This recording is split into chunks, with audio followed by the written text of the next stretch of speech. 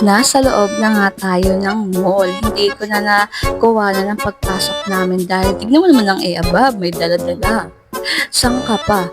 Pupunta tayo sa loob ng mall, meron tayong bitbit na panghanda. Cake at may ulam, wag ka, masarap. Adobo at pansit. Anyway, thank you mamita sa panghanda ng baby girl. Papo sa pagluto, ang sarap ng ulam namin. Siyempre, hahanapin natin kung saan tayo pupunta. Asan kaya yun? Excited na ako. Ang above, ayan na naman, kasama ang kanyang Mother Earth. Sa kanya nagmana kung bakit si above ay decide. Charot! Reflex ko lang ang aking tut dahil wala akong tut. Basta mahalaga, may itsura. De, joke lang. Lahat naman tayo may itsura. Anyway, habang naglalakad ako, meron ako nakita magjowa. Sana all sweet. Anyway, sila pala ang ate at kuya ko, si Papa Acho at saka si Mami Lily. At ang kanilang baby na ang aking maring aya. Ayan, kapag nilalaro ko kasi siya, tuwang-tuwa siya sa akin. Ginagawa niya rin akong laruan. Ayan, si Mother Earth nagmamadali kasi nga hindi ko nga kayang i-akit dyan yung pagkain. Mamaya matapon, nagpunta kay Papo. Ayan, si Ate Lily pumalik ulit kasi nga balak namin niakyat pero ang bilis ng escalator. Kaya si Mama gumawa ng paraan. Nagtanong ko saan yung elevator. Ayan ang ate ko at kanina ay nag-model. O, see? Ganda yan. Sarap magluto. Basta Bicolano, masarap magluto.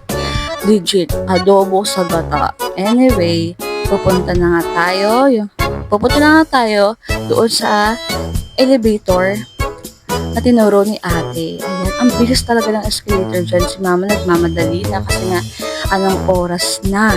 Ayan, si Red Ribbon nga po pala. Ang sarap ng cake niyan, yung bago nila. Naka 20% off. Nirecommend. Anyway, ayan, naglalakad na tayo. Hindi namin makita yung pupuntahan namin. Anong oras na nga. Anyway, may nakita kami isang pintuan. Papunta kung saan, yung kawala. De, joke lang. Ito yung elevator. Ayan. Kami lang, may ipit pa nga.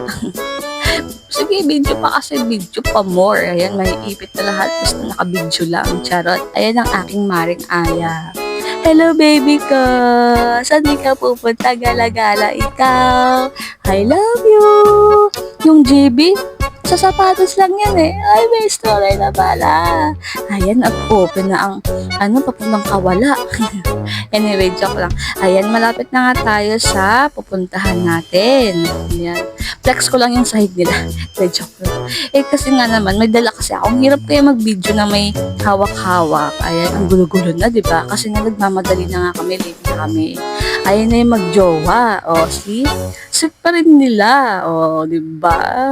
Nagmamadali na rin sila. Ayan, nag-flex na naman siya ng mukha niya. Umay ka na, girl. Ang aki palang panganay. Ang papo. Ang prinsesa kang may birthday. Ang cute-cute naman ni Kiromi. I love you, baby girl. Are you excited? Hinahanap na yung laruan niya. Ang aking little boy, ang aking little puging. Ayan. Ayan ang aking mga atab. At yung naka-orange is pamangkin ko.